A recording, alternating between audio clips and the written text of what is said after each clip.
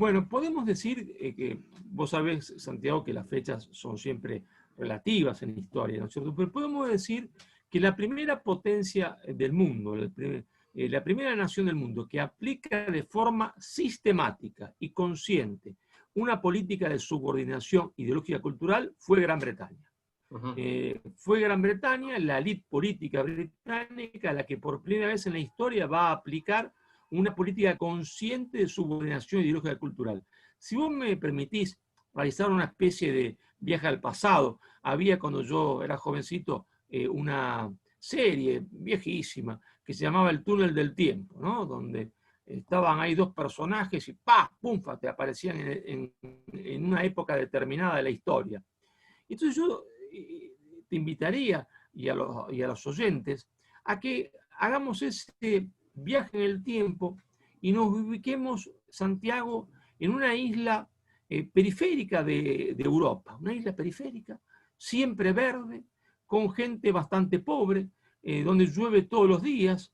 Esa isla vive pura y exclusivamente de exportar lana en bruto a los Países Bajos, lo que hoy es Holanda y Bélgica. Esa isla que a nosotros nos cuesta trabajo pensar que era una isla miserable, pobre, es Gran Bretaña. Gran Bretaña vivía de exportar lana en bruto a los Países Bajos. Claro, tenían también alguna agricultura, trigo, y por supuesto tenían la piratería, en lo cual eran expertos, ¿no es cierto?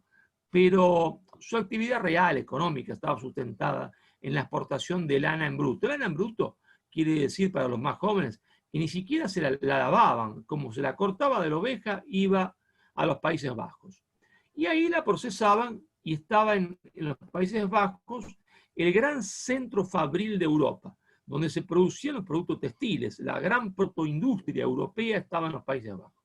Y los ingleses eran la periferia de Europa, eran una isla miserable, periférica, sin cultura y sin poder.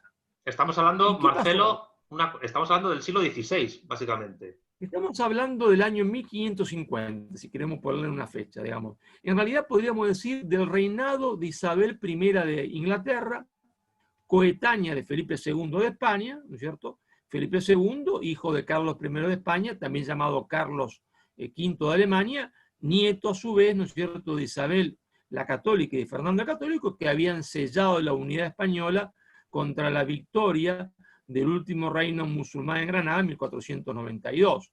Entonces, Isabel I de Inglaterra, coetánea de Felipe II. ¿No? ¿Y qué medida va a tomar Isabel de Inglaterra que va a cambiar la historia política de Gran Bretaña? Va a prohibir la importación de productos textiles de los Países Bajos. Claro, una prohibición por sí misma en el mundo nada crea.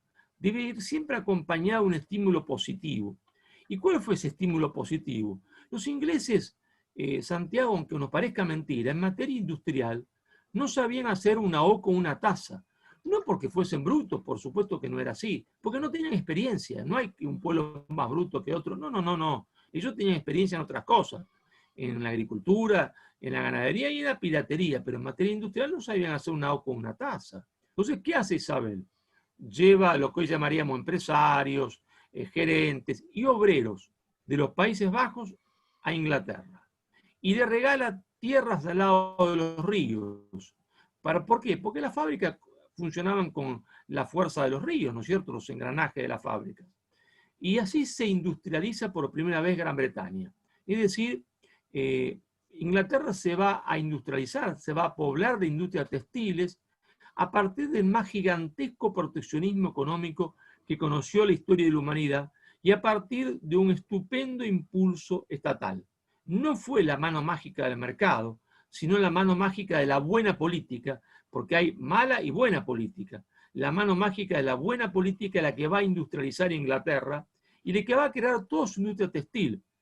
Y podrá quizás preguntarnos un oyente que nos esté escuchando, pero señor Marcelo, es que todas las industrias británicas se desarrollaron así, todas, hasta la más insignificante, como la del gin, que lo importaban también, que lo importaban de Holanda, se desarrolló así. Ahora, una vez que Inglaterra desarrolló su industria, esta industria, Santiago, ¿podía competir con la industria de los Países Bajos, los productos textiles británicos? No, No podían, ¿y por qué? Muy sencillo, porque los Países Bajos tenían escala de producción, y al haber escala de producción se abarata el producto y tenían experiencia histórica, es decir, hacían productos de buena calidad y más barato que los ingleses. En condiciones de libre competencia, la industria británica hubiese sido arrasada por la industria de los Países Bajos. ¿Y qué medida va a tomar Isabel para derrotar a los industriales belgas y holandeses? Va a prohibir la exportación de lana a los Países Bajos. Y como había dos proveedores, España y Gran Bretaña, y España no le mandaba porque estaba en conflicto permanente, cuando Inglaterra dejó de mandarle lana, las industrias de los Países Bajos se fundieron completamente. Es decir, que ahí vemos de nuevo que no fue la mano mágica del mercado, sino la mano mágica de la política, la que construye a Inglaterra como una potencia industrial. Cuando Inglaterra, ¿no es cierto?, se dice que hizo la revolución industrial en 1750, ¿no es cierto?, con la máquina de vapor, en realidad Inglaterra ya estaba industrializada. Es decir, lo que va a hacer es cambiar un patrón energético deficitario por un patrón energético evidentemente superior. Pero ya la industria existía.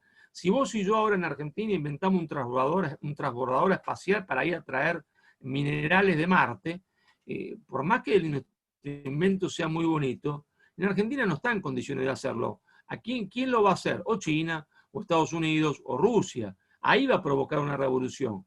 La máquina de vapor provoca una revolución porque la industria ya existía. Ahora, ¿cuál es la genialidad británica? La genialidad británica es que la élite política británica es consciente de cómo ha construido su poder nacional. Sabe que ha construido su poder nacional a través de un gigantesco proteccionismo económico, a través, ¿no es cierto?, del impulso estatal, del sano impulso estatal, es decir, a través de la mano mágica de la política.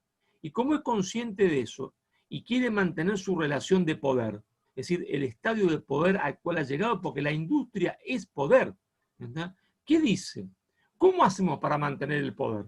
¿Cómo hacemos para que los demás no lleguen al mismo estadio de desarrollo, ¿no es cierto?, y de poder que nosotros hemos llegado? Muy sencillo, diciéndole que el camino del éxito es todo el contrario del que nosotros hemos hecho. Es decir, que no tienen que aplicar barreras proteccionistas, ¿verdad?, que jamás tienen que haber impulso estatal, porque la economía mundial es como un reloj, y si alguien pone la mano dentro del reloj, ¿no es cierto?, arruina a todo el mundo y se arruina a sí mismo. Entonces, que deben aplicar el libre comercio a rajatabla, porque ese es el camino del éxito. Todo lo contrario de lo que ellos habían hecho. Es decir, ¿qué es lo que estaba haciendo Inglaterra? Estaba creando una ideología de subordinación. Si los demás creían esto, ¿qué pasaba? Iban a hacer lo que Inglaterra quería que hagan, aplicar proteccionismo, libre comercio para que no, y nunca se iban a industrializar, es decir, nunca iban a adquirir poder. Es decir, se subordinaban ideológicamente.